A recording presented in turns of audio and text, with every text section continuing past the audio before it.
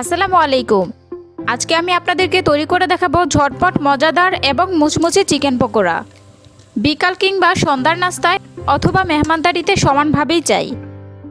এছাড়া আপনারা বাচ্চাদেরকেও করে দিতে পারবেন মজাদার এবং প্রোটিন সমৃদ্ধ চিকেন পকোড়া। তো চলুন শুরু করা যাক। চিকেন পকোড়া বানানোর জন্য আমি এখানে প্রায় 300 গ্রাম পরিমাণ চিকেন নিয়েছি। চিকেনটাকে আমি এভাবে কিউব করে এবং পাতলা করে কেটে নিয়েছি। দিয়ে নিচ্ছি 1 টেবিল চামচ পরিমাণ আদা বাটা, আর দিচ্ছি 1 টেবিল চামচ পরিমাণ রসুন বাটা, দিয়ে দিচ্ছি 1 টেবিল চামচ পরিমাণ লেবুর রস, হাফ চা চামচ পরিমাণ মরিচের গুঁড়া দিয়ে দিলাম, হাফ চা চামচ দিয়ে দিচ্ছি হলুদের গুঁড়া, হাফ চা চামচ দিয়ে দিচ্ছি ধনিয়া গুঁড়া, হাফ চা চামচ দিয়ে দিচ্ছি জিরা গুঁড়া, হাফ চা চামচ দিয়ে দিচ্ছি রাঁধুনি সজের গুঁড়া, আর দিয়ে দিচ্ছি হাফ টেবিল চামচ পরিমাণ গরম মশলা, 2 টেবিল চামচ পরিমাণ সয়া সস দিয়ে দিলাম, স্বাদ মতন লবণ দিয়ে দিচ্ছি। এখন চামচের সাহায্যে খুব ভালোভাবে সবকিছুকে একসাথে মিশিয়ে নিচ্ছি। মেশানোর কাজটা আপনারা একটু সময় নিয়ে করবেন, এতে করে চিকেনের সাথে মশলাটা ভালোভাবে লেগে যাবে।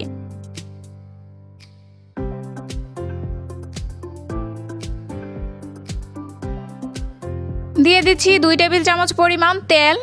এখানে সয়াবিন তেলটা নিয়েছি, আপনারা চাইলে অলিভ অয়েলও দিতে পারবেন। এখন আবার একটু মিশিয়ে নিচ্ছি। এখন এটাকে ম্যারিনেট করে রেখে দিব 30 মিনিটের জন্য। আপনারা চাইলে এটা ফ্রিজেও সংরক্ষণ করে 30 মিনিট রাখতে পারবেন। এখন আরেকটা বাটিতে দিয়ে দিচ্ছি 1 কাপ পরিমাণ পেঁয়াজ কুচি। চালের গুঁড়া নিয়ে নিচ্ছি 1 কাপ পরিমাণ। আমরা পরে আবার 1 কাপ পরিমাণ চালের গুঁড়া ব্যবহার করব। 1/4 কাপ পরিমাণ দিয়ে দিচ্ছি বেসন। বেসনটা অবশ্যই দিতে চেষ্টা করবেন, এতে করে বাইন্ডিংটা ভালো হবে। দিয়ে দিচ্ছি 1 টেবিল চামচ পরিমাণ কাঁচামরিচ কুচি, আর দিয়ে দিচ্ছি 1 টেবিল চামচ পরিমাণ খাবার সোডা। সোডাটা অবশ্যই ব্যবহার করবেন, এতে করে পকোড়াগুলো অনেকক্ষণ পর্যন্ত ক্রিস্পি থাকবে। এখন দিয়ে দিচ্ছি আগে থেকে ম্যারিনেট করা চিকেনগুলো, দিয়ে সবকিছুকে ভালোভাবে মিশিয়ে নিব।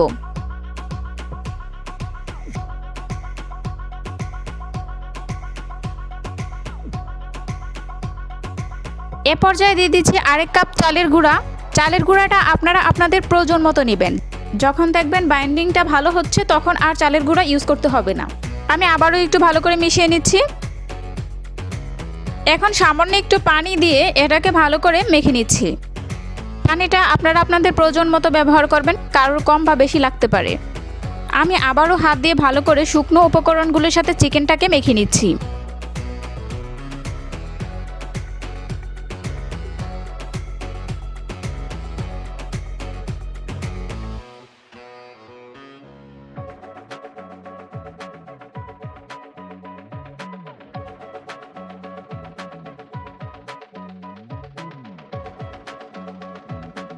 এখন উপর থেকে দিয়ে দিচ্ছি 1/3 কাপ পরিমাণ ধনিয়া পাতা কুচি। অবশ্যই চেষ্টা করবেন ধনিয়া পাতা কুচিটা দেওয়ার জন্য, এতে করে সুন্দর একটা ফ্লেভার আসবে, খেতে ভালো লাগবে আর টেস্টিও হবে।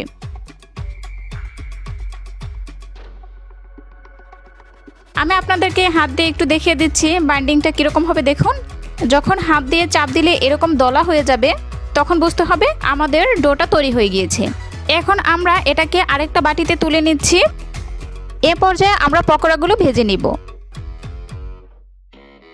পকোড়াগুলো ভেজে নেওয়ার জন্য কড়াইতে পর্যাপ্ত পরিমাণ তেল দিয়ে দিচ্ছি। পর্যাপ্ত পরিমাণ তেল দেওয়ার কারণ হচ্ছে আমরা ডুবো তেলে পকোড়াগুলোকে ভেজে নিব। আমাদের তেলটা পর্যাপ্ত পরিমাণ গরম হয়ে গিয়েছে। এখন আমরা অল্প একটু ডো নিয়ে গোল গোল শেপ দিয়ে পকোড়াগুলো ভেজে নিব। পকোড়াগুলো অবশ্যই মিডিয়াম ফ্লেমে ভাজতে হবে, এতে করে চিকেনটা সুন্দরভাবে সিদ্ধ হবে। হাই ফ্লেমে ভাজতে গেলে দেখা যাবে চিকেনগুলো উপর থেকে লাল হয়ে যাবে, কিন্তু ভিতরটা কাঁচা থেকে যাবে এবং সিদ্ধ হবে না। আমি এভাবে একটু উল্টিয়ে পাল্টিয়ে দিচ্ছি। আমরা চিকেন পকোড়াগুলো প্রায় মিনিট 5 সময় নিয়ে ভেজে নিব। আবারও একটু উল্টিয়ে পাল্টিয়ে দিচ্ছি।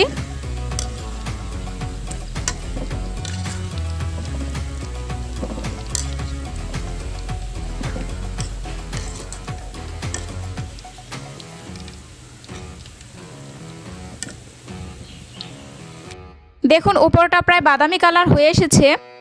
আমার চিকেন পকোড়াগুলো তৈরি হয়ে গিয়েছে। এখন আমি এগুলো তুলে নিব। চিকেন পকোড়াগুলো তুলে নেওয়ার জন্য আমি একটা কিচেন ন্যাপকিন দিয়ে দিয়েছি। এতে করে এক্সট্রা যে তেলটা থাকবে সেটা স্যুপ করে নিবে।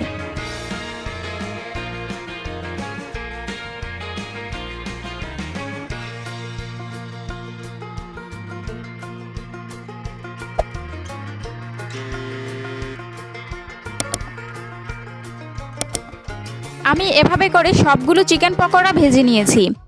দেখুন সবগুলো পকোড়া দেখতে যেমন সুন্দর হয়েছে, খেতেও ঠিক ততটাই টেস্টি হয়েছে। আপনারা এগুলো সন্ধ্যা কিংবা বিকালের নাস্তায় খেতে পারবেন। আপনারা অবশ্যই খাবার সোডাটা ব্যবহার করবেন, এতে করে পকোড়াগুলো অনেক সময় ধরে ক্রিস্পি থাকবে। আপনারা এটা এমনিতেও খেতে পারবেন অথবা টমেটো কেচাপ দিয়ে খেতে পারবেন। আশা করি আমার আজকের রেসিপিটি আপনাদের কাছে ভালো লেগেছে। যদি ভালো লেগে থাকে প্লিজ আমার চ্যানেলটি সাবস্ক্রাইব করবেন। ভিডিওটি যদি ভালো লেগে থাকে তাহলে অবশ্যই লাইক, কমেন্ট এবং শেয়ার করতে ভুলবেন না। আল্লাহ হাফেজ।